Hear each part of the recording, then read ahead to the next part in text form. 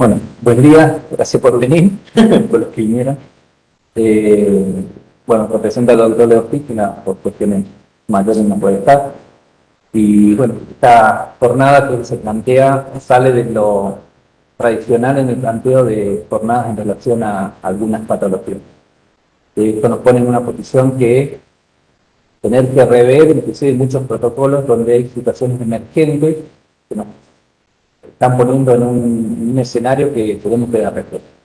Por muchos de estos escenarios también hace una diferencia de vida y muerte en muchos de estos pacientes, que si no actuamos o por ciertas condiciones no podemos llegar a ellos o ellos que se acercan a lugares de mayor complejidad, hace esta diferencia.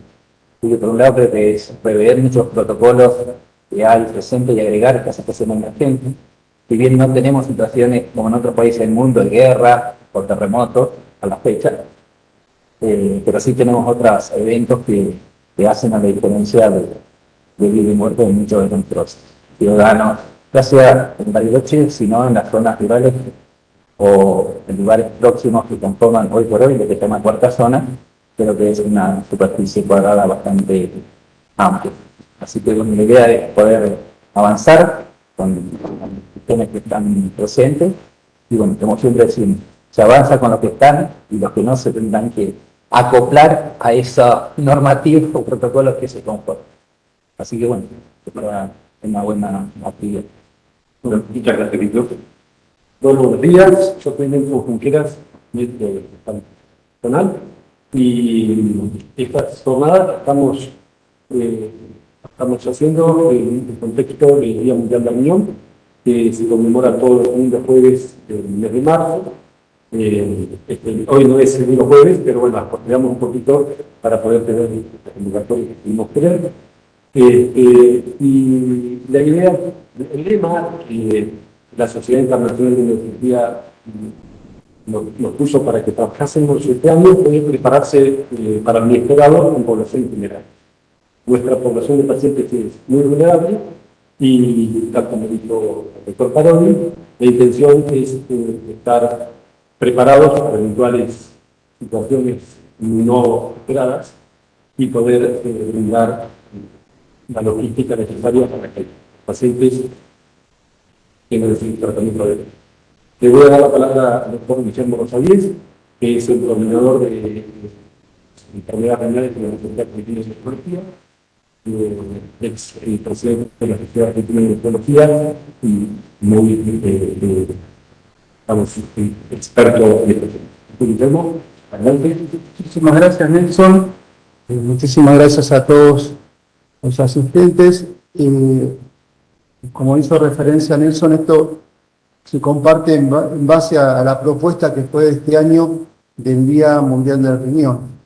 Básicamente, entonces, es un evento que ya lleva unos cuantos años a nivel mundial y siempre a lo largo de todos los años se plantea algún tema en particular.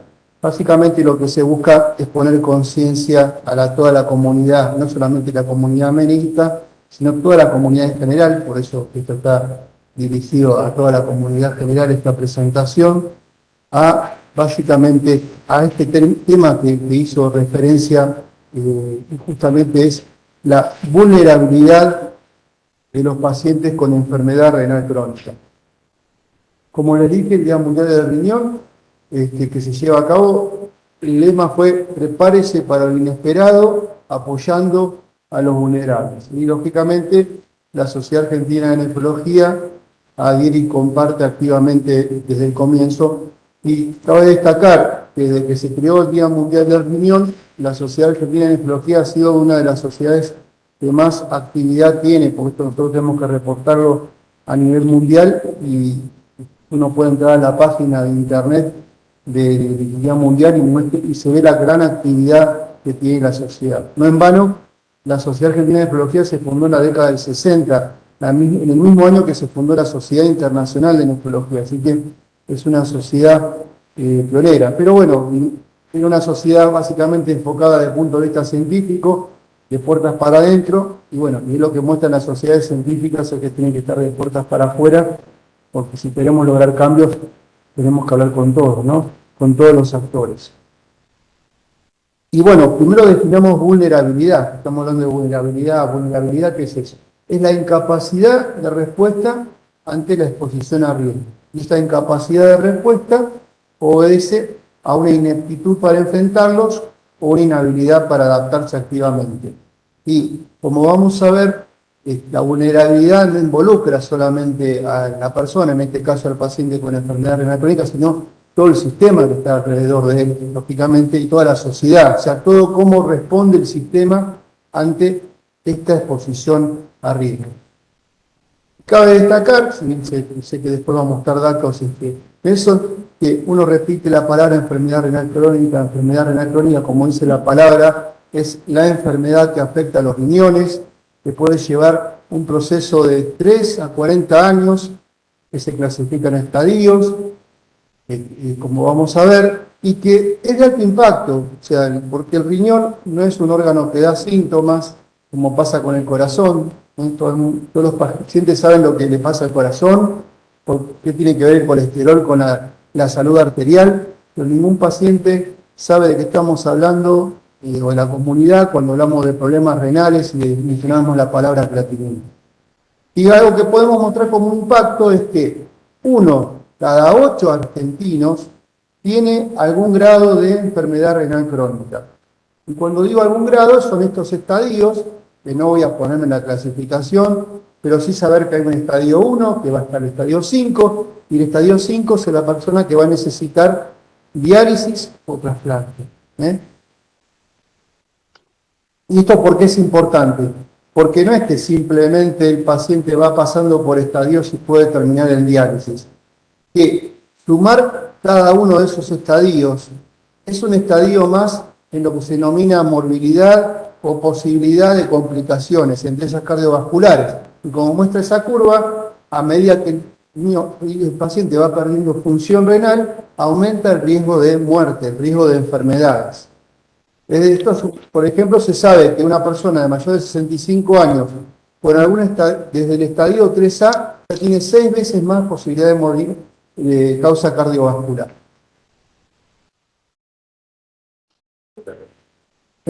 Sí, bien. Perdón. Y así para que nos digan.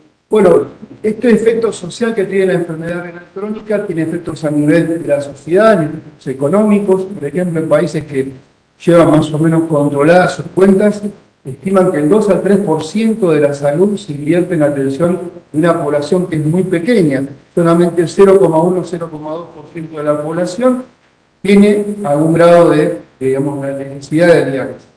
Que además no es tan efectiva, porque el paciente que ingresa a diálisis además es el de mayor mortalidad cardiovascular y una supervivencia a los 5 años en diálisis, y lógicamente la mejor opción es el trasplante cadavérico, pero que igual la supervivencia no es la misma que si el paciente tuviese riñones sanos. Para los que no son lógicamente especialistas, es el marcador, ¿no?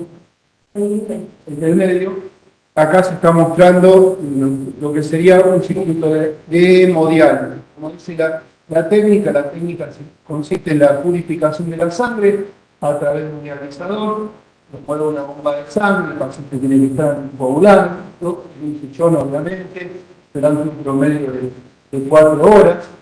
Y esto requiere lógicamente toda una tecnología especial, tanto para el paciente como todo para el sistema renal.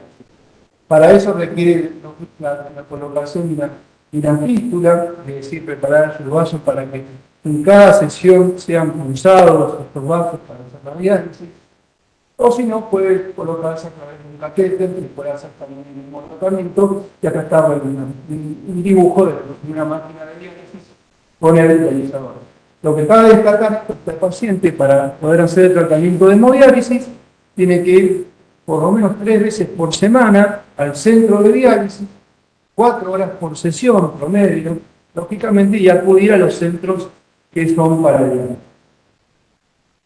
Cabe destacar, no quiero entrar en mayores detalles, todo el proceso, pero si vamos a necesitar hacer diálisis, cabe destacar que cada paciente que se sienta en ese sillón para hacer diálisis va a necesitar 120 litros de agua tratada.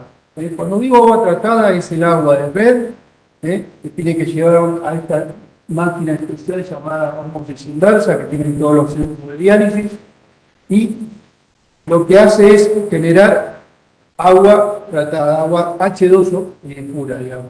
Solamente es la molécula de H2O de agua que después la máquina de diálisis, cada paciente en particular, prepara con una solución de electrolitos adecuada para que el paciente, lógicamente, pueda hacer la diálisis y pueda establecer su equilibrio.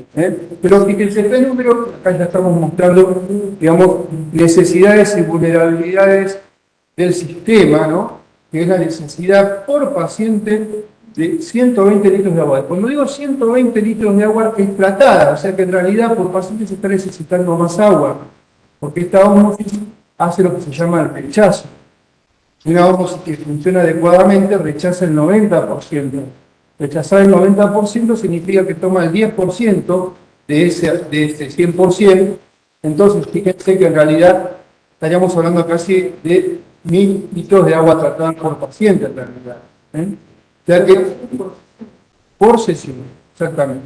Pero bueno, esto es un número interesante porque habla de la necesidad y lógicamente cada centro puede plantear a nivel, digamos, municipal donde corresponda qué necesidad estimada tiene siempre de agua, porque están basadas fundamentalmente en los pacientes. Además, estos que son los dializadores en nuestro país tienen que ser reutilizados, porque lógicamente una situación económica exige que los dializadores sean utilizados. Los dializadores, para reutilizarlos, hay que limpiarlos, por decir, y desinfectarlos después de cada sesión, y eso también necesita agua tratada.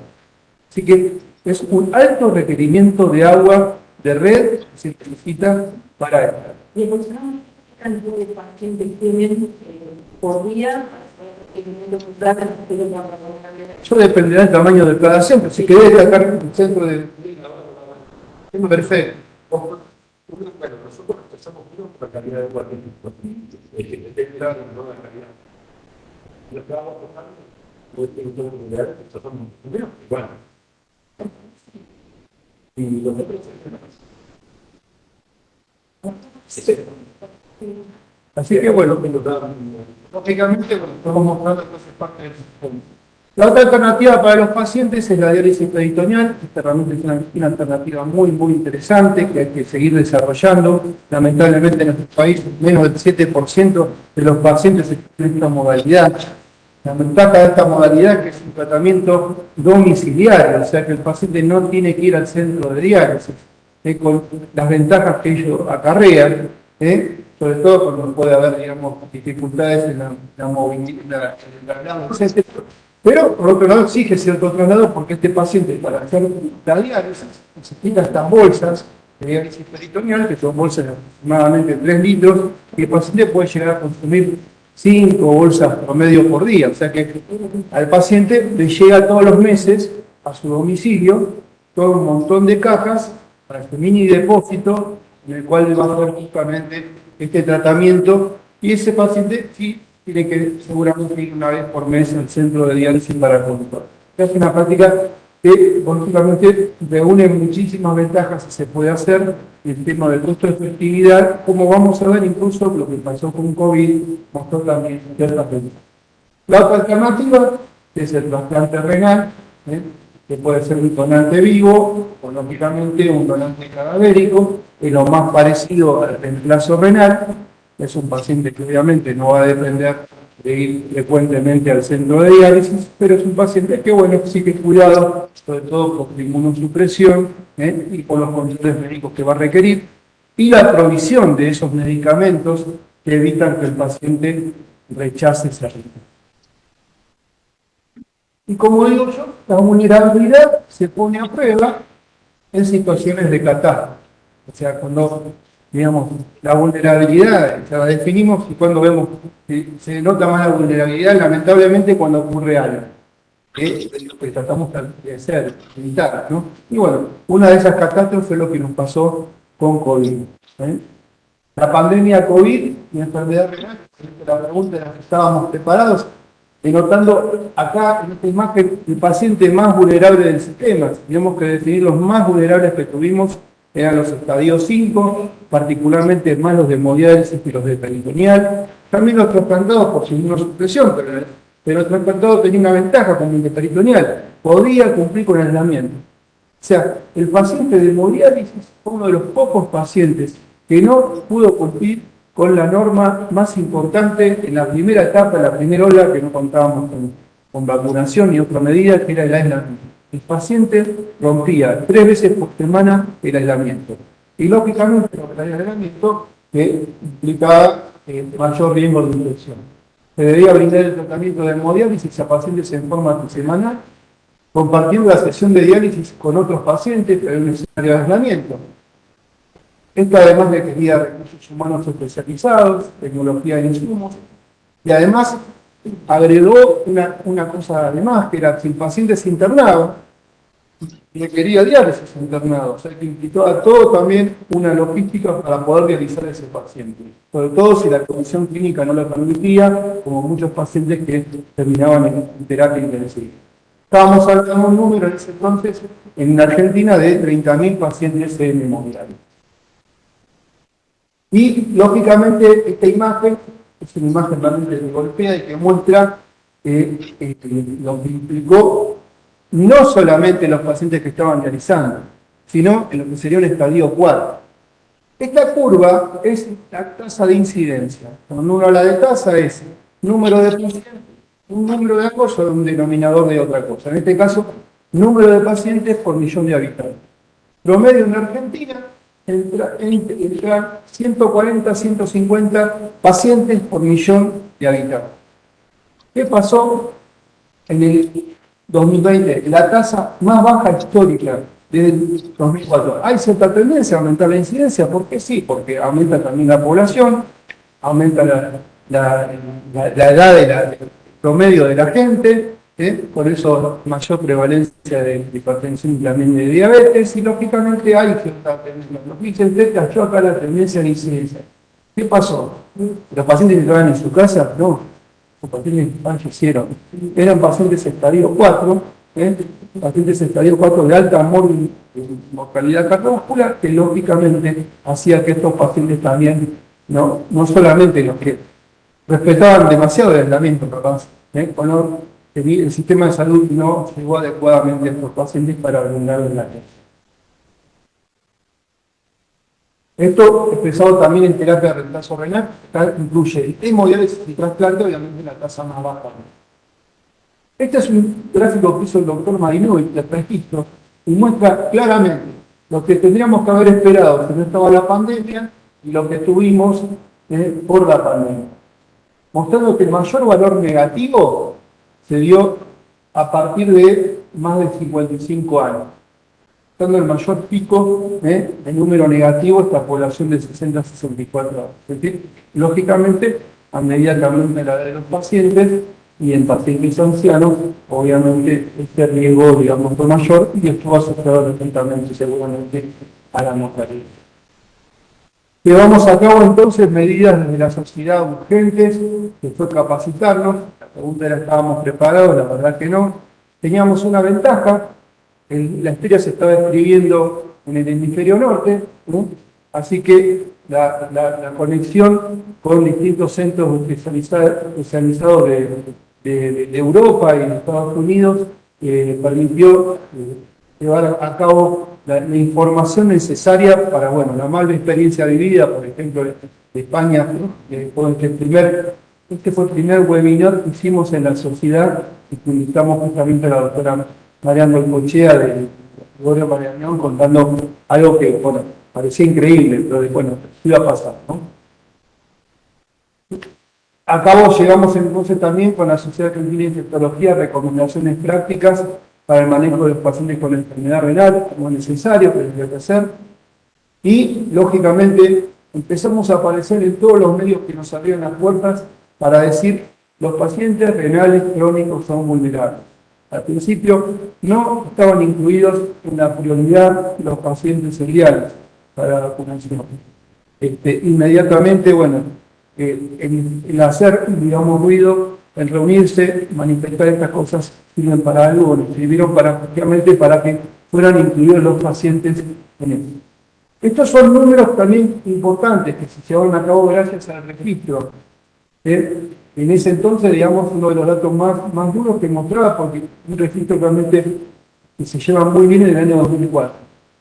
En la primera ola, la tasa de infección y de letalidad, o sea, mortalidad asociada a la infección, en los pacientes en diálisis fue 10% la tasa de infección y 34% la tasa de letalidad. O sea, en la primera hora, estar infectados por COVID en diálisis significaba un 34% de mortalidad. Con respecto a la población general, fíjense los números.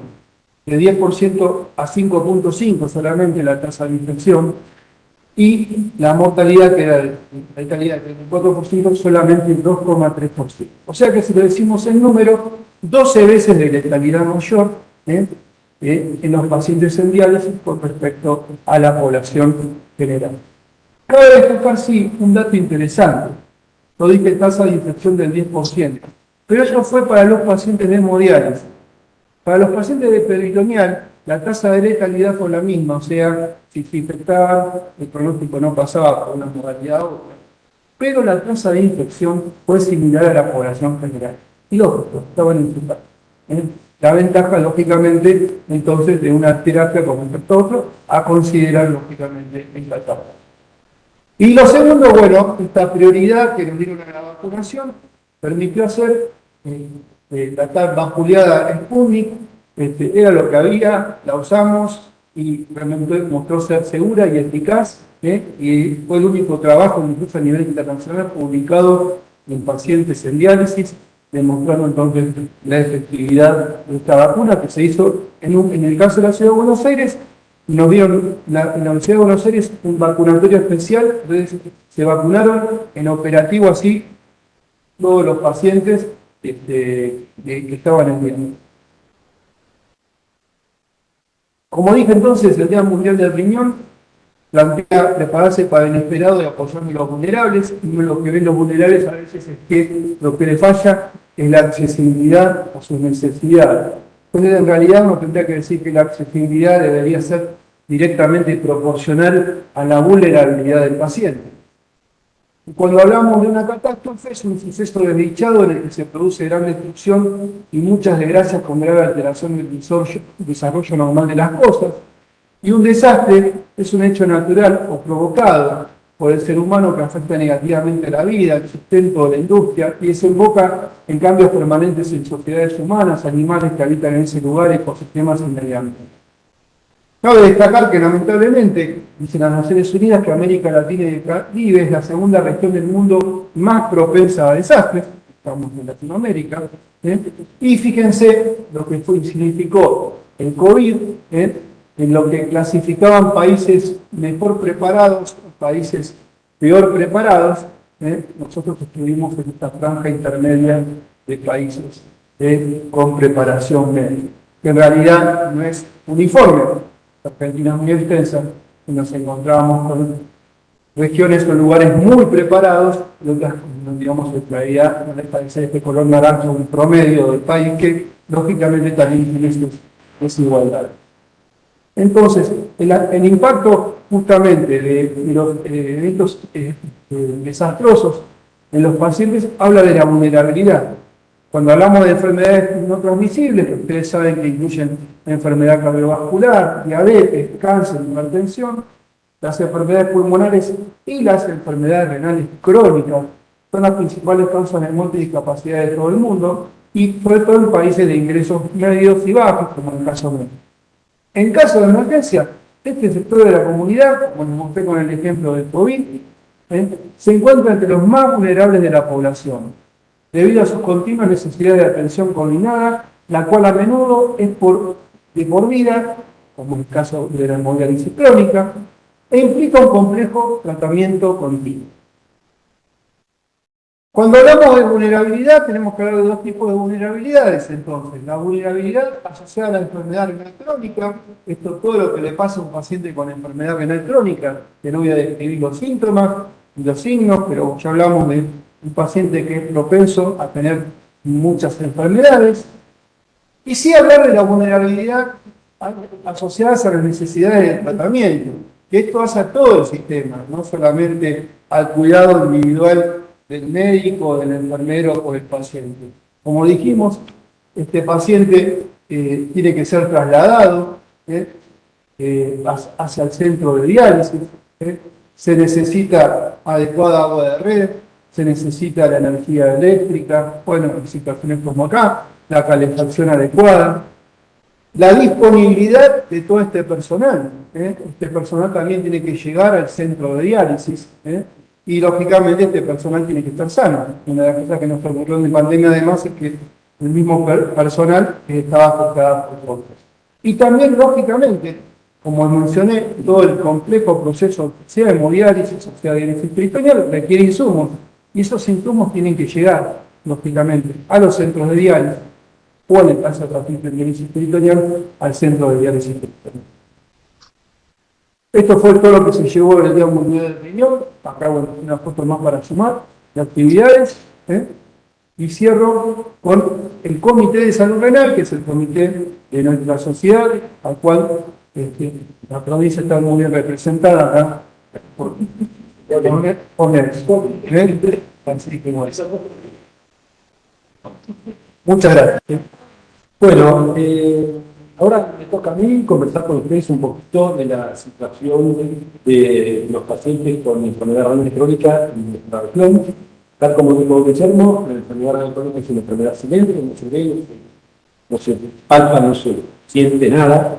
A diferencia de otras especialidades que tienen la ventaja de que la gente en general recurre al menor síntoma, la gente recurre al cardiólogo inmediatamente si le duele el pecho, pensando que tiene un infarto y a lo mejor tiene una espondilitis, pero igual va.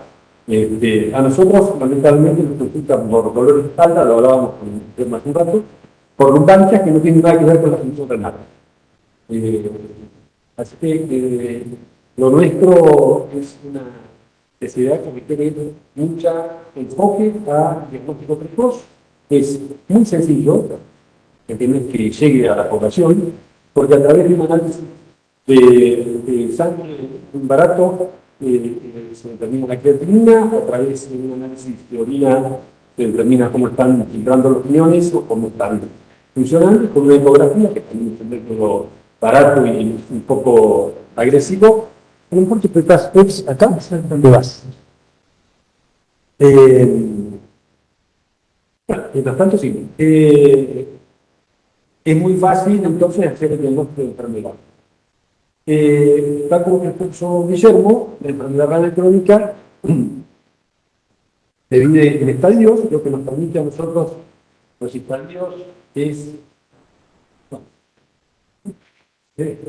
lo que nos permite a nosotros los estadios es ordenar el trabajo, y los estadios van desde el estadio 1 al 5.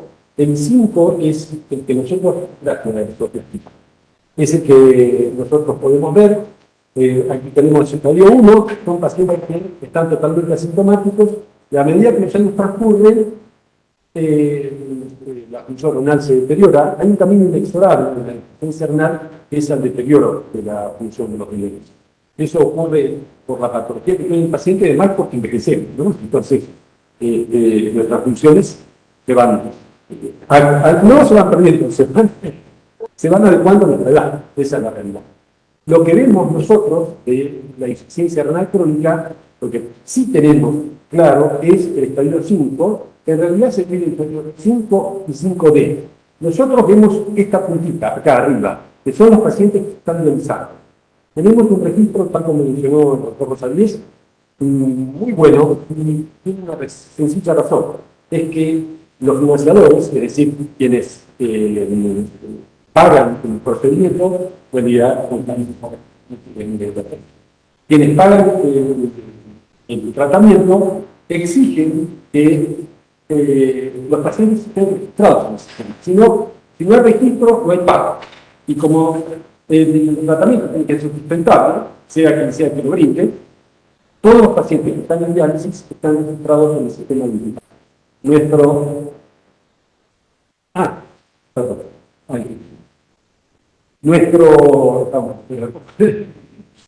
nuestro objetivo próximo, acá con el doctor, que estamos trabajando mucho en este tema, es que poder registrar estos dos estadios mejor que a partir del 3 y tener registro y conocimiento de la masa de pacientes que tenemos. Es importante que nosotros tengamos conocimiento de los pacientes que están en estas instancias. Porque hay una cosa importante, también lo mencionó el doctor. Nosotros tratamos a los sobrevivientes, es decir, paciente con enfermedad renal crónica y no llega del estadio 1 al 5 y va diario. Eso ocurre solamente en el 20% de los pacientes. Como ven esta gráfica, en rojo aquí son las muertes, y a medida que la enfermedad progresa, hay más posibilidades de fallecer. La gente fallece por eventos cardiovasculares. Fíjense que solo llega el 20% de los pacientes son los que llegan al tratamiento sustitutivo. El resto fallece. Bueno, el registro también se pierde, no hay otras circunstancias, ¿no? Pero el 50% de los pacientes fallecen, y si nosotros tenemos la posibilidad de engancharlos o de diagnosticarlos en esta etapa, para nosotros va a ser mucho mejor porque tenemos mayores probabilidades de sobrevivir. Este es un gráfico que demuestra cómo se va perdiendo la función renal. Esta es función renal a menos de los años. Y si no tenemos ninguna intervención, en corto plazo, por supuesto, después de esta enfermedad, en promedio, el paciente se queda sin función renal y enfermedades.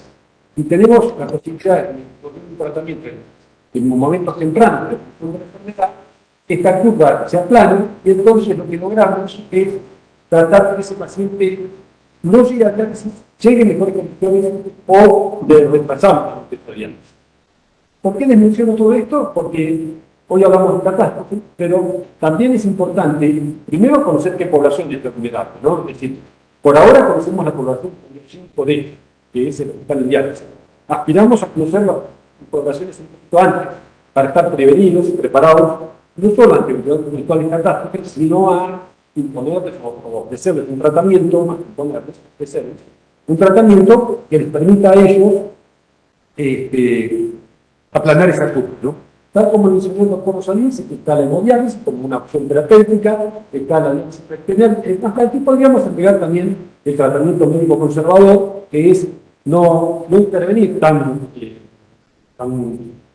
con tanta tecnología, sino generar al paciente una atención en la cual lo que hacemos es tratar de suplementar o suplir las deficiencias que tiene. Este tratamiento está más sobre todo a pacientes que tienen contraindicación de este otro tipo de tratamiento, como son personas añosas o con mayores comorbilidades. Pero también es una opción terapéutica. Ahora les voy a dar unas cifras vinculadas a nuestra región. Estos datos son accesibles a toda la población a través de la página digital, cualquiera puede acceder, después en todo caso compartimos los links, no se necesita tener ningún password ni nada, está disponible para que todos los veamos y analicemos, y es bastante amigable la plataforma como para verla. Como todo dato que se analiza, lo podemos ver en dos perspectivas. Uno es un análisis de estado, del sexo, esto es un trabajo que hace la Sociedad Argentina en conjunto con INCUCAS, y emite un documento que se larga cada 2 años, todavía no está disponible en guía anual de 21-22, pero lo que vemos es que Río Negro tiene la mayor prevalencia de enfermedad renal crónica del país. Es decir, en proporción de habitantes, nosotros, junto a Neuquén, tenemos la mayor prevalencia de enfermedad renal crónica del país. Uno podría decir, ¿esto es por la pandemia? No, no es por eso. Hace años, desde 2005 a la fecha, que somos, dentro de las provincias, la de mayor prevalencia de enfermedad renal crónica del país. Las que están ocultas tienen prevalencias mayores, por ejemplo, más de 900.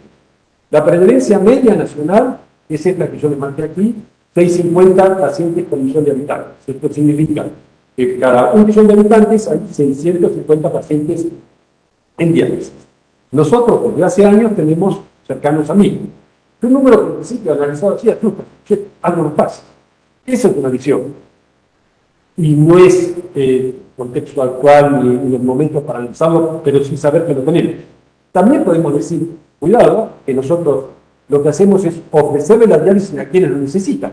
A lo mejor hay poblaciones que se tienen que dializar y no se están pudiendo dializar porque no acceden. Eso podría ser también una interpretación. Los países desarrollados tienen más prevalencia que la nuestra. Eso tienen 2.000 pacientes por millón de habitantes, ¿no? Si no recuerdo, creo que es banda, ¿no? Francia, Europa, están arriba, ¿no? Esto no es un dato que uno decir, che, nos está pasando algo, no sé, tenemos el agua contaminada, lo que sea. No va por ahí el tema. Pero sí sepamos que somos la provincia, una de las provincias con mayores prevalencias vulnerables. Ahora les voy a comentar algunas de las razones por las cuales puede ser, pero digamos también está la ley. Ahora sí, abocados solo a nuestra región, esto es lo que nos pasa en Bariloche, en nuestra zona, San Carlos de Bariloche. Este dato es de ayer, 29 de marzo, por lo tanto es un dato muy fresco. Fíjense que nosotros tenemos en la zona 154 pacientes en tratamiento sustitutivo renal. Estos son los pagadores y financiadores. Fíjense que el 70% los cubre PAMI. Hay dos razones para eso. Una, porque es una población mayor, primero, y segundo, porque muchos de los pacientes que han tenido aportes pueden tener PAMI cuando tienen una enfermedad incapacitante. Entonces, hay jóvenes que están con PAMI por esta razón. Y las otras tres financiadores más importantes son Ministerio de Salud, incluir salud, que todo eso lo autora el hospital público, con lo cual para nosotros representa una carga muy importante desde el punto de vista de inversión, o una palabra no sé si es gasto, pero bueno, de inversión en salud, y un 20% restante que es de la obra social provincial. Y después el resto son obras sociales más pequeñas y tienen menos pacientes.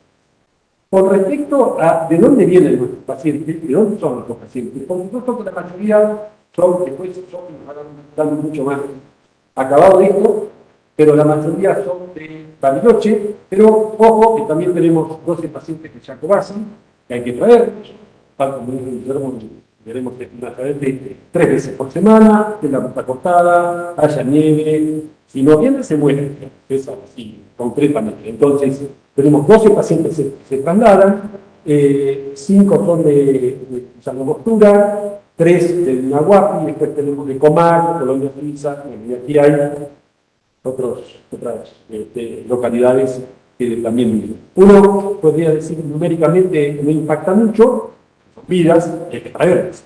Y hay que venir con nieve, con lluvia, con derrumbes, con rotas cortadas, hay que estar todos los días, 3 veces por semana, a las 7 tienen que estar, y se vuelven a las 11 del mediodía a su domicilio. Es decir, es una situación de mucho impacto, ¿no? Y numéricamente no representa demasiado, pero económicamente, primero, por lo personal es un montón, y económicamente también es muy importante. Bien, esta es la situación entonces de los pacientes que les comentábamos con estadios 5D o 5 en diálisis. No quería dejar de mencionar esta reunión y de todos nosotros una situación muy particular del tema de los trasplantes renales. Lamentablemente estamos atrasados con los trasplantes, se nos cayó el porcentaje de pacientes inscritos en lista de espera, precisamente porque tuvo la pandemia, por la accesibilidad, por los costos, miles de razones. Estamos trabajando en ello, aunque no se note, para tratar de levantar ese porcentaje de pacientes inscritos, pero nuevamente esta situación es una situación de alta vulnerabilidad y donde las catástrofes impactan muchísimo. No solo las catástrofes, sino las localidades donde viven, las diferencias demográficas, geográficas. Todos sabemos que hay dos tipos de trasplantes, ¿cierto? El vivo relacionado y el cadavérico. Y tienen diferencias. El cadavérico siempre es una urgencia. Que sale un operativo y no tiene que poner al paciente arriba del avión para que llegue lo antes posible. En cambio, el vivo relacionado es programado. En el caso del cadavérico no se conoce el dador, y en el caso del vivo relacionado sí se conoce, por supuesto. Este tiene menor compatibilidad y este tiene mayor compatibilidad. Todo esto redunda en que la sobrevida y la calidad del paciente del órgano es mejor en el paciente con dador vivo relacionado. El tema es que estamos sacándole un riñón, la persona está viva. De la otra forma, estamos obviando. Ahora, cuando un operativo se dispara, digamos, el paciente está inscrito en una espera, a nosotros nos llaman desde CUCAL, revisamos al equipo de diálisis y al financiador, y el paciente está en diálisis o en su casa, porque digamos, está en diálisis, también puede estar en su casa. Entonces hay que armar el operativo y tiene que llegar el órgano al centro de trasplante, ¿cierto? Y lo mismo tiene que ocurrir con el órgano oracional, puede ser que esté en Neuquén, tiene que ser trasladado y tiene que llegar al centro de trasplante. Y aquí hay 12 horas. Es decir, nosotros tenemos que tener en 12 horas el órgano por un lado y el paciente por el otro en el centro de trasplante. Este es un dato, lo hablábamos con Marcela hace un rato, que se ha ido prolongando un poquito en el tiempo, porque lo cierto es que ahora con todas las drogas, el tiempo de isquemia fría se llama, ¿sí? El tiempo durante el cual el órgano está en un conservante, en un frío, se ha prolongado un poquito y son trasplantes exitosos aún con entre 24 horas. Hemos tenido pacientes de 24, ¿no? Sí. No es lo ideal, pero hay que meter un paciente que está en Jacobasi de 12 horas en el centro trasplante. Hay que moverse, ¿no? Bien, por eso me pareció interesante poner el tema del trasplante renal como otra de las situaciones que no esperan una catástrofe, no esperan algo que sea, pero que para nosotros la respuesta tiene que ser tan rápida como si fuera una catástrofe, digamos, ¿no? Y por suerte ocurre, y frecuentemente, porque quiere decir que más posibilidades de pacientes de trasplantarse tienen. Bien, ¿por qué es importante trasplantarnos a los pacientes?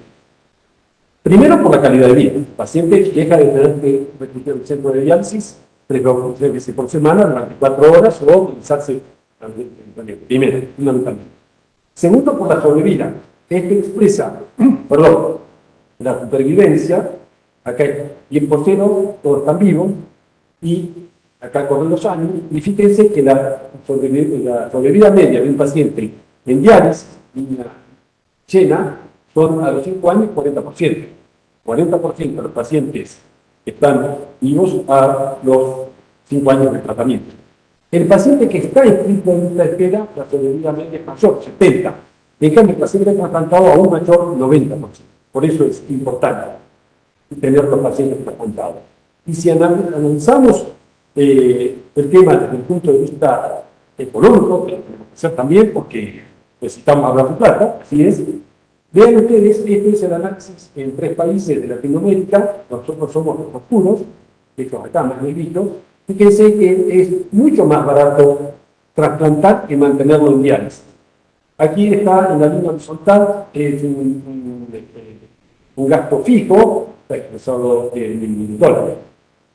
Digamos, lo que importa es la referencia, no los valores son relativos, pero fíjense que la diálisis es un gasto fijo, tanto hemo como DP, diálisis peritoneal. Sin embargo, el trasplante gasta mucho al principio, pero después, a partir del segundo año, gasta 1/3 del sistema de salud. Con lo cual, tiene mejor sobrevida, tiene mejor calidad de vida, que además es mucho más barato. Es decir, el trasplante es nuestro objetivo. Creo que está en la última. Una cosa importante, dura, pero real, es qué nos pasa a nosotros como provincia con los trasplante. Esto aquí es la tasa de trasplante, expresada en 100 pacientes por año de atención al riesgo. No es un porcentual, sino esto es una cifra. Y esta es la prevalencia de pacientes en diálisis crónica. Las regiones donde más se trasplanta, Santa Fe, Capital Federal, tienen menos prevalencia de enfermedad renal. Las provincias donde menos se trasplanta, el negro, son tampoco, tienen más prevalencia de enfermedad renal. No digo que esta sea la única razón, debe haber otras, pero sin duda, trasplantar baja la prevalencia de enfermedad renal crónica. Y ahí la importancia de que estemos todos abocados en post del trasplante renal.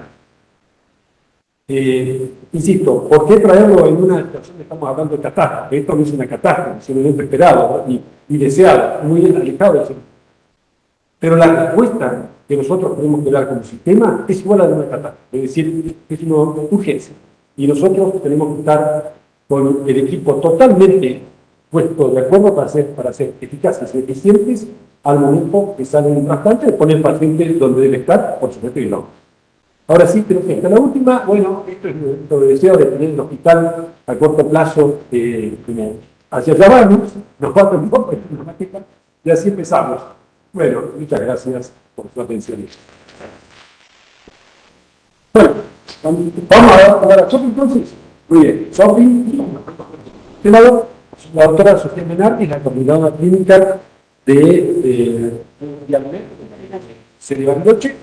Voy a dar una idea de cómo estamos en Bariloche con los pacientes. Más que nada, bueno, después de las donde alientaban tanto el doctor de la vulnerabilidad, vamos a presentarles virtualmente nuestro centro de diálisis, ¿sí? Nosotros estamos sobre la calle Fabiana, ¿sí? 957, que es el centro que tenemos. Nosotros, ¿cuánto costamos? Costamos con 20 puestos en sala conducta, un poco para hablar un poquito de lo que tenemos nosotros, ¿sí? Estas son fotos de ahora. Pacientes, obviamente no ponemos tan ni nada, están ubicados, ¿sí? Tienen su sillón, su máquina de diálisis en línea, son 5, tenemos 5 enfrentados y del otro lado hay 10 pacientes en la misma posición, ¿sí? Nosotros tenemos 2 puestos en sala de aislamiento, como en líneas generales, ahora por el tema COVID se utilizó mucho, pero todo centro de diálisis tiene que contar con una sala de aislamiento para poder habilitarse. Yo quiero tener un centro de diálisis, cuando me van a pedir, un lugar donde haya para pacientes que tienen hepatitis B. Es la única de todas las enfermedades que vienen del sangre, que necesitan aislamiento. Tiene un lugar donde los personas. Obviamente que nosotros lo utilizamos para otras cosas, como se utiliza para el COVID, donde se amplió, nuestro centro tenía menos y ahora se los puestos y se pueden poner más. Y ya se dijo esto, pero bueno, un poco para que conozcamos cómo es el tema, que los pacientes concurren 3 veces por semana al centro de diálisis y dializan por 4 horas, en un promedio de unos 3 horas, 1 hora y media, 4, ¿bien? Pero eso es importante, porque después viene a lo que nosotros, cuando yo nos molesta, déjense civil, es que necesita bomberos. ¿Por qué? Porque nosotros necesitamos que el paciente llegue. Obviamente que tenemos, este es nuestro área donde tenemos pacientes, no son todos de Bariloche, y eso es importante tener en cuenta, ¿sí? Nosotros tenemos pacientes que vienen desde la línea sur, como los de Ingenieros de Cotobazi, Comayo, Picanillero, ¿sí? Y tenemos pacientes que vienen de Villa La Moscura, ¿sí? Por la ruta 40. Entonces, nuestro pool de pacientes, ¿cuántos contamos? Nosotros tenemos 107 pacientes hoy en día en hemodiálisis y 9 pacientes en diálisis peritoneal. Nuevamente estamos reafirmando lo que dice el doctor.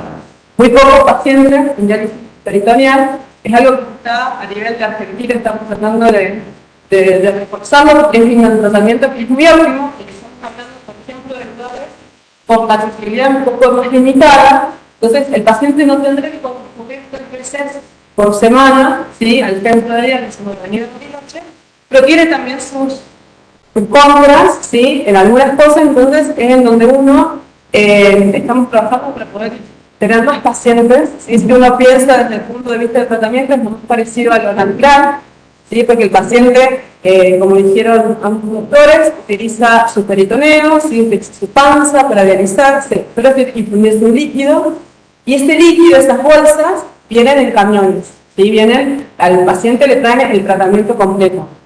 Esos camiones que traen bolsas tienen que llegar a la casa. Entonces, muchas veces, lo bueno de eso es que los transportistas, eso es algo a tener en cuenta, pues nosotros tenemos para la diaria, todos los días, hay choferes que llevan a los pacientes, y transportistas que llevan a los pacientes a diálisis. Este transportista lo tiene muy claro que el paciente tiene que llegar. Y eso siempre estamos muy agradecidos porque la verdad que con la nieve que tenemos acá, y lugar que usamos algún par de noticias, el paciente lo traen igual, pero este llega media hora después, pero el paciente llega. Y si no pueden, ahí es donde no puedo llegar y ahí vemos y articulamos con los que podemos. Pero el que está en el tema sabe sobre el tratamiento, que es un poco lo que queríamos hacer con esta charla, llegar, que conozcan, si aquellos que no están tan inmersos en lo que es la diálisis, que conozcan un poco lo que es el paciente renal y lo que es el tratamiento de diálisis, ¿sí? Entonces, obviamente que esos 107 pacientes los tenemos divididos en turnos, ¿sí? Nosotros tenemos 3 turnos, el turno de la mañana, el turno del mediodía, el turno de la noche, y los que vienen día por medio, hacen lunes, miércoles y viernes, y nosotros hacen martes, jueves y sábado, ¿sí? Pero tienen sus días. ¿Cuáles son? Bueno, Nuestra función, sí, es mantener, una de las funciones que tenemos es que el centro sea operativo. Se habló del agua, sí, es algo muy importante. El agua tiene que ser, como dijo el doctor, un agua tratada, que se hace por ósmosis. Nosotros no podemos poner, por más que tengamos una buena agua, un agua directamente desde la canilla, con lo cual necesitamos muchos litros de agua. ¿Por qué digo esto? En algún momento se cortó el agua en el centro y nosotros necesitábamos tener agua, porque el consumo es mucho y no era, o sea, y era, ¿qué hacemos si no tenemos agua? Bueno, despedimos a los bomberos. Vinieron con los camiones cisternas y nos llenaron los tanques de arriba, ¿sí? ¿Qué pasa? Pero había que tener cuidado de dónde venía el agua. ¿Por qué?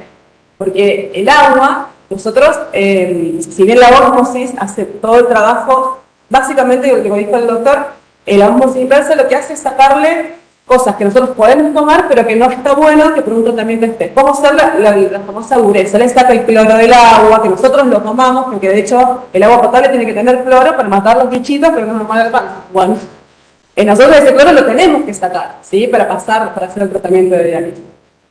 Y otras cosas más, y las bacterias. Entonces, ¿de dónde venía el agua? Entonces había que explicarles que tenía que tener una cantidad de formadores de colonias en esa agua, porque si se venía del lado directo y había que darse la ósmosis, podía, filtrarlo, porque tiene que tener la misma cantidad de bacterias. Todo esto lo traigo, o sea, pues, lo hago muy de por arriba, pero para que se entienda, cuando uno, ante estos elementos adversos, porque en realidad uno puede prever cosas y cosas que uno no las puede, como dijo el doctor del operativo, que te corta el y ahí es donde uno empieza a jugar y a molestar de alguna manera, ¿sí? A las instituciones que hoy hemos invitado para que nos tengan la ayuda necesaria y poder explicar un poco en cortas palabras qué es lo que hacemos y qué es lo que necesitamos, ¿sí? Y una de las cosas es asegurar la accesibilidad del paciente, o sea, que el paciente llegue al centro de diálisis, aquel que hacemos diálisis, y que al paciente que hace diálisis peritoneal le lleguen los insumos a su casa. O sea, todo eso es parte de nuestra función dentro del tratamiento. Bueno, ahora vamos a ver un poquito qué es lo que pasa. Bueno, esto es un poquito cortado, pero eso dice, ruta intransitable, ¿sí? Se cortó la ruta de no se puede transitar. Esto, fíjense, es de 2014. Después vamos a ver qué se hizo. Se cortó por las nevadas. Y no podía salir ni entrar nadie. Nosotros dijimos, ¿y las pacientes de diálisis? O sea, entonces ahí empezamos a comunicarnos. Mira, hay pacientes, ahora a esta altura, creo que en 2014, ahora, primero que ya las instituciones saben y hasta los policías camineras ya saben de cuál es la traje que va a hacer. Tanto hemos llamado y tanto. Sí, doctora, ya pasó el tráfico. Ah, bueno, porque uno termina generando vínculos que no es. El impresionante derrumbe de la ruta 40. Esto fue en el 2019, ¿sí? Esta luz provocó que los pacientes de Villa Langostura no podían venir. También tuvimos una solución.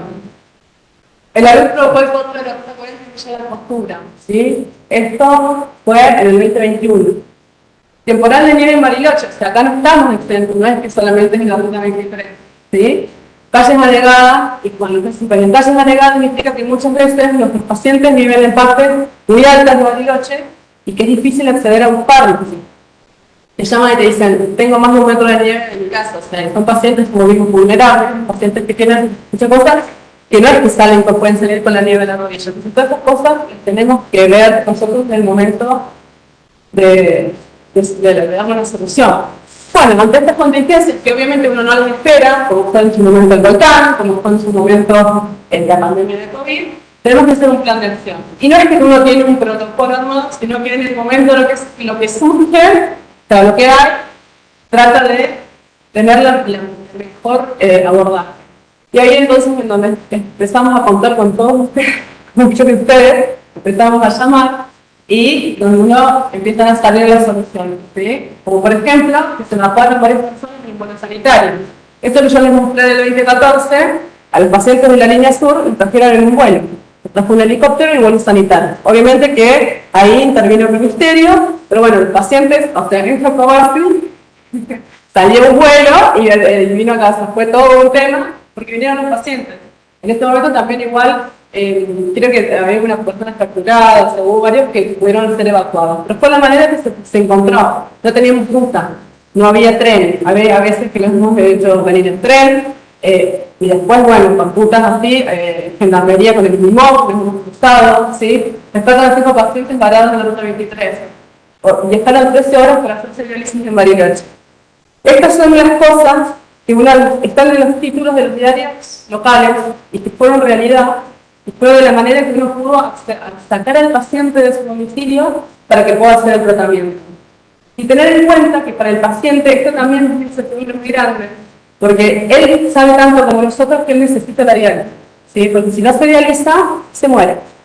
Obviamente que, a ver, no vamos a decir en un día, hay pacientes y pacientes, el paciente puede estar un día sin diálisis, estamos hablando de días de cortes de ruta, entonces esa incertidumbre también al paciente les genera y que nosotros tenemos que estar preparados para responder y decirle, estamos trabajando en esto y de la manera que lo hacemos. Yo siempre cuento la anécdota, en uno de estos cortes, llamo a Defensa Civil y me atiende muy amablemente, le comento que yo necesitaba saber cómo estaba la ruta 23, porque en un primer momento, o sea, estas noticias salen después, pero en el momento a veces uno no sabe cómo está realmente la ruta. Entonces una chica me dice, bueno, vamos a ver, qué sé yo, pues le expliqué en el centro de diálisis. Corté, no me llamaron nada, entonces vuelvo a llamar y me atiende otra persona. Yo le digo, mira, soy el médico del centro de diálisis y me dice, no se preocupe, doctora, porque yo sé lo que es la enfermedad, porque tengo un pariente que tiene enfermedad renal que dializa. No se preocupe, vamos a ver qué articulamos. Entonces, ahí uno se da cuenta cuando el que tiene acceso a conocer la enfermedad actúa distinto. Porque yo te estoy llamando y vos tenés 50.000 llamados en este momento. Hay mucha gente que a lo mejor está negada porque no sé, que se le voló el techo, o sea, digamos, en una lluvia, en una luz, en algo. Y encima llamo yo pidiendo, necesito que me traigan el paciente de diálisis. Entonces, ahí es en donde uno vimos esta oportunidad a partir de este lema del Día Mundial del Riñón, de poder llegar a la sociedad en común y contarles un poco cuál es nuestra función y qué es lo que nosotros por ahí necesitamos en el momento de atacarnos.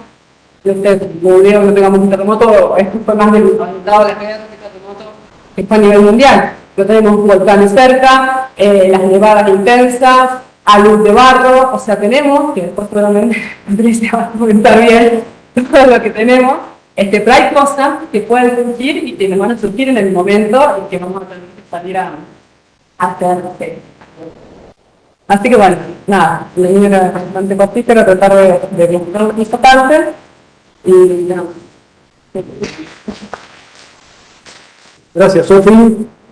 Vamos a darle lugar entonces a Patricia Díaz, de Protección Civil del área de Protección Civil del municipio, para que nos informe el plan de manejo de estas situaciones. Bueno, gracias, muchas gracias.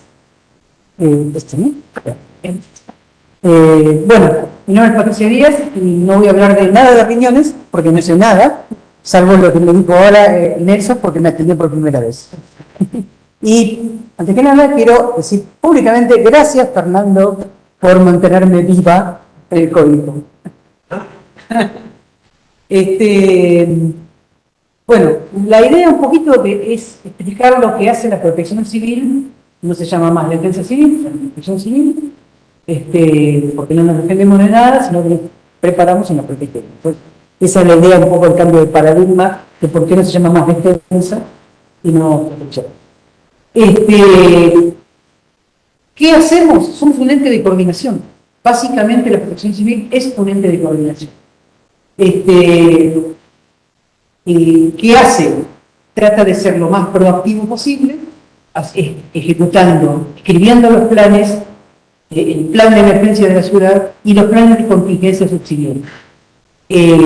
Cuando nos referimos a los planes de contingencia subsiguientes, hablamos de las 30 hipótesis de riesgo que tiene Bariloche como potencial eventos que pueden ocurrir. Lo más común, que es una nevada, una lluvia o un accidente vehicular, hasta lo menos común, pero que históricamente ocurrió, como un tsunami del lago, o un terremoto, o que pase algo en la parte del centro técnico de derecho. Cosas que no pasaron nunca, cosas que pasaron históricamente hace 60 años, o cosas que pasan cotidianamente. Para cada una de esas contingencias hay un plan escrito. La pregunta del millón es una organización municipal, provincial, nacional o privada. No, es una organización, en el caso de protección civil, Bariloche es una organización municipal. La provincia tiene la protección civil provincial y la nación tiene la protección civil nacional. ¿Sí? No es una ONG, sino que siempre dependemos de algún organismo, ya sea municipal, provincial o nacional. Nosotros, la Protección Civil Bariloche, trabaja muy de cerca con Protección Civil de la provincia, que a los efectos de esta reunión es la que nos interesa, ¿no? Protección Civil Municipal con Protección Civil Provincial trabajan muy de cerca en todo lo que ocurra, sobre todo en la línea sur. A nivel local, ¿cómo funcionamos? Ingresa un llamado a la emergencia, 103, que es el número de Bariloche, se toman todos los datos referentes a la emergencia que sea. Entonces, en el caso, supongamos, hubiera una emergencia nuevamente con que tiene que venir un paciente trasladado de Chacobasi y por X motivo la ruta está bloqueada, no hace falta que llames a cada institución que te pueda dar la solución, sino que simplemente con llamar al 103 nosotros nos conectamos con las instituciones que correspondan para darle soluciones a tener. Y bueno, a partir de este llamado, toda la referencia que se toman, se despacha el recurso necesario para asistir a esa emergencia. Siempre nos excedemos de nuestra condición, porque somos así muy metidos y no vamos más allá. Es decir, si la emergencia excede la localidad de Bariloche, nosotros hacemos el nexo con la Protección Civil de provincia para que ellos nos apoyen.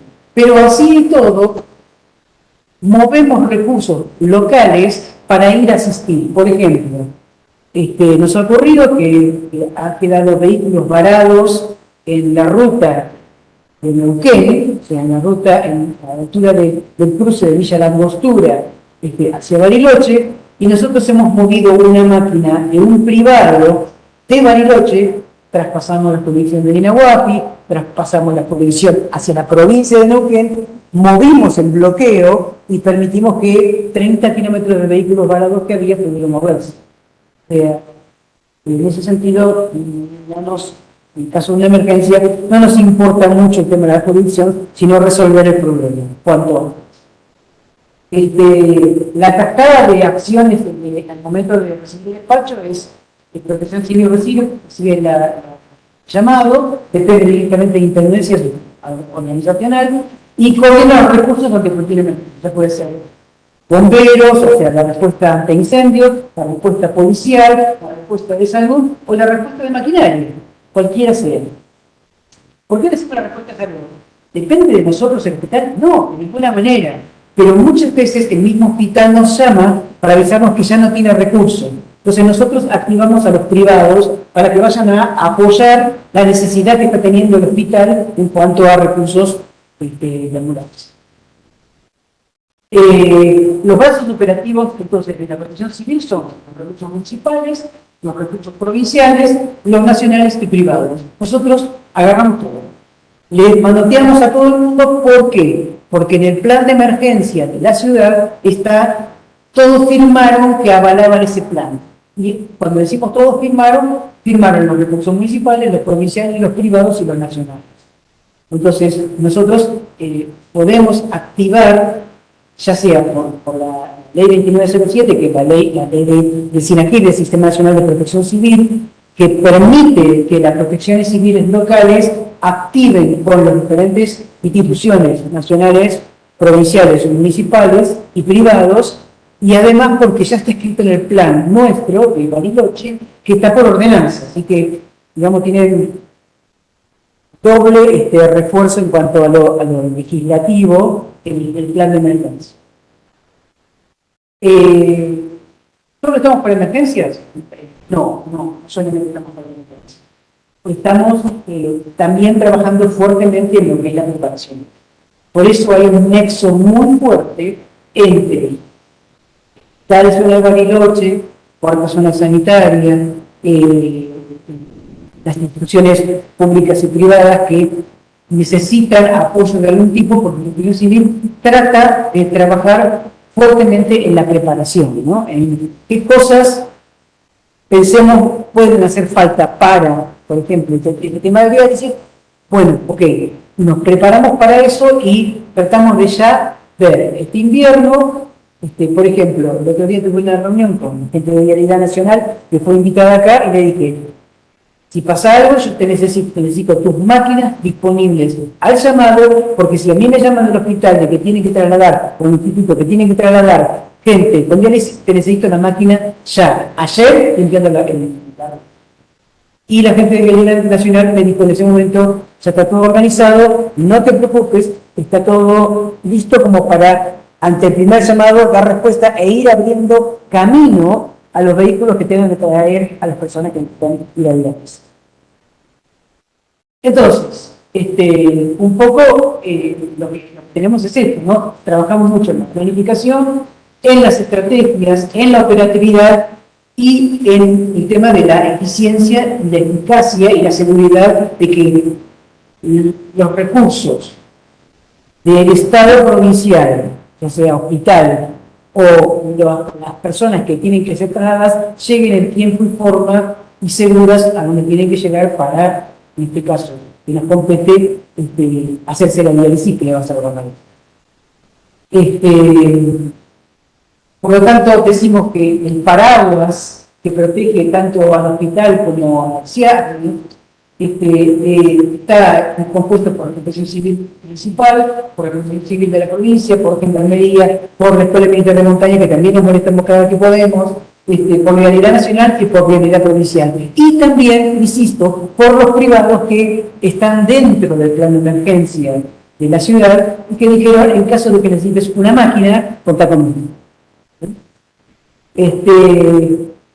Bariloche tiene escritos estos planes, que son los planes de emergencia, los planes de contingencia, los planes de gestión de riesgo de desastre, porque tratamos de ir un pasito más adelante y ver qué potenciales riesgos hay que se puedan ir mitigando, en los planes de evacuación de los colegios, los planes de evacuación de la ciudad, hay un plan de evacuación de ciudad completa de Bariloche, y los planes de centros de albergados, centro de evacuados y de albergues. Que también es importante que sepan que existe eso, porque si de pronto tengo pacientes que vienen de Jacobasi o de Comayo o de donde sea, y llegan acá y resulta que no pueden volverse porque la ruta otra vez se bloqueó, sepan que existen estos centros de evacuados que por ahí pueden darle un cobijo durante un día a una familia o a uno o dos pacientes. También se trabaja en son los mapas de riesgo, de incendios de fase, de corrimientos en masa y de inundación, y tenemos además, para nosotros, tenemos las cámaras de monitoreo y todas las capacitaciones en los colegios que se están dando en todo lo referente a RCP, en los colegios o los corredores escolares seguros para los chicos, para que sepan por dónde más acercarse.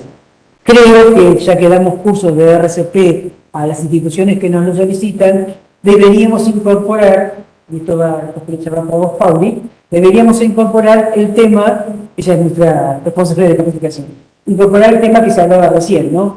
Concientizar con respecto al tema de la detección temprana de los problemas que puedan ver con el tema renal. Y ahí les voy a pedir a ustedes que nos den letra para poder explicarlo, así como se le explica a la gente. Si usted tiene determinadas cuestiones, sepa que está teniendo por ahí un infarto, sepa que puede pasar esto, ¿no? La medida de respuesta, o sea, como para explicar rápidamente, porque por ahí uno habla de plan de emergencia, de contingencia, y siempre se usan palabras que por ahí están mal utilizadas. En realidad, las medidas de respuesta y preparación, hablamos primero de un plan de emergencia, que es un documento base, es un documento madre que indica, es una carta de intención de todas las instituciones que van a trabajar en caso que pase algo.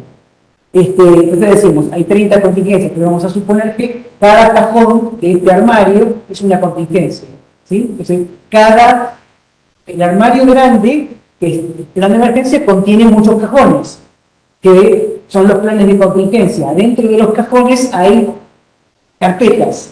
Esas carpetas son los protocolos de actuación de qué va a hacer cada institución ante esa contingencia. Y adentro de las carpetas hay hojas. Y esas hojas nos van a decir el plan de acción de incidente puntual que va a realizar cada institución en cada situación. Eso es lo que está escrito para cada contingencia. Una de las contingencias que no está escrita, pero que lo vamos a escribir ahora, es el traslado de pacientes en caso de que hubiera, o sea, este tema del traslado de pacientes renales, la operativización de del despeje de ruta, que básicamente ese es el problema, del despeje de ruta para que puedan llegar. Además, hay un área específica de manejo de información donde ingresan los datos por emergencia y se producen datos estadísticos, mapa de riesgo y monitoreo de intervenciones a nivel local. Para ir llevando una estadística concreta, se utilizó mucho esto en la época de pandemia, donde se trabajó muy de cerca con el hospital. De hecho, nuestra mesa directiva del Poder de Operación de Emergencia tenía un representante puntual que era exclusivamente de salud, que era el que hacía los requerimientos para el movimiento de los recursos la respuesta que se daba en el parque. Esto es parte de esto es una semana de llamados síndromes. Cosas, eventos, pero esto es una semana de llamados a síndromes. Entonces, vamos recabando día a día los llamados que recibimos, los vamos puntualizando para después llevar estadísticas y ver cuáles son los horarios pico para determinados tipos de emergencia, la cantidad de recursos que se están utilizando y dónde hay que reforzar recursos. Y bueno, mucho a esto, pero sí tenemos una parte de desarrollo social y salud que justamente habla de fortalecer la conexión social y local en cuanto al tema de salud y el trabajo mancomunado con con todo esto, muchas gracias, pero me gustaría que Marcela, que es con quien trabajamos muy de cerca, pueda ampliar un poco más. Gracias.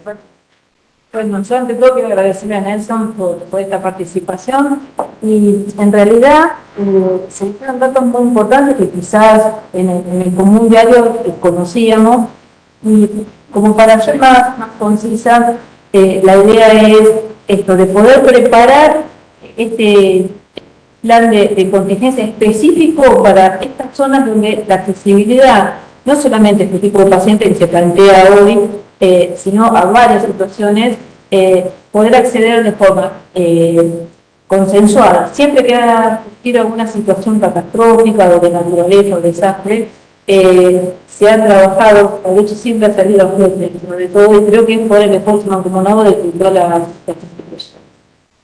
Es importante que se haya planteado de esta manera, como comentaba la doctora, son situaciones que viven muy angustiantes en el momento, no solamente para el personal de salud, sino para el paciente. La idea de todo esto es prevalecer el cuidado básico. Entonces, yo por eso le había pedido a Nelson oportunamente de poder tener esa data, un GPS, no con sí el nombre de cada paciente, pero sí el lugar específico, con la ubicación local, más todo lo que es parte de cuarta zona, justamente para ya tener escrito, trabajar con Protección Civil y con las instituciones, con bomberos, tanto con el ejército, que trabajamos con forma codo a codo, como a su vez con gendarmería, para que no esperar el momento de decir, bueno, ¿y ahora qué hacemos? Siempre tratamos de adelantarnos en esta situación. La idea es prevenir. Entonces, si nosotros ya tenemos, la gente de Medicina General había hecho todo un GPS en su momento de la prevalencia de las distintas patologías en toda la región, es tener absolutamente esto, que saben que sí o sí que tienen que realizar, como vos dijiste, puede pasar un día, pero no más de eso. Y también es muy importante lo que mencionó recién Patricia Díaz de esto, porque uno los puede llegar a traer, pero no pueden regresar y que sepan, ¿sí?, desde la institución de salud que les puede agregar un lugar o estos establecimientos. Entonces, si una vez logramos desarrollar punto por punto, de decir, bueno, ante esta situación tenemos plan A, si no resulta plan A, tenemos plan B, plan C, pero ya tenerlo escrito y sobre todo la comunicación. Porque no sé si llamo por teléfono, sabemos que hay 4 copos que dan sin internet, sin comunicación, sin luz. Entonces la idea es, bueno, y otros medios de comunicación tenemos, que para eso también tenemos el ejército, el teléfono satelitales, sí, necesitamos por VHF, un montón de situaciones.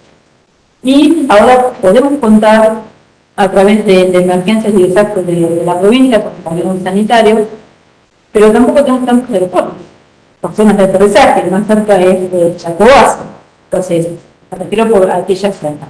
Y lo que tenemos que tener en cuenta es, bueno, helicópteros. Helicópteros sabemos que comenzamos con el manejo del fuego, en época invernal no contamos con helicópteros. Y además, sería lo ideal, pero también hay que tener en cuenta las condiciones climáticas. Y cuando hablamos de las condiciones climáticas, sabemos que si tenemos un plano bajo, el helicóptero no va a poder sobrevolar esa zona.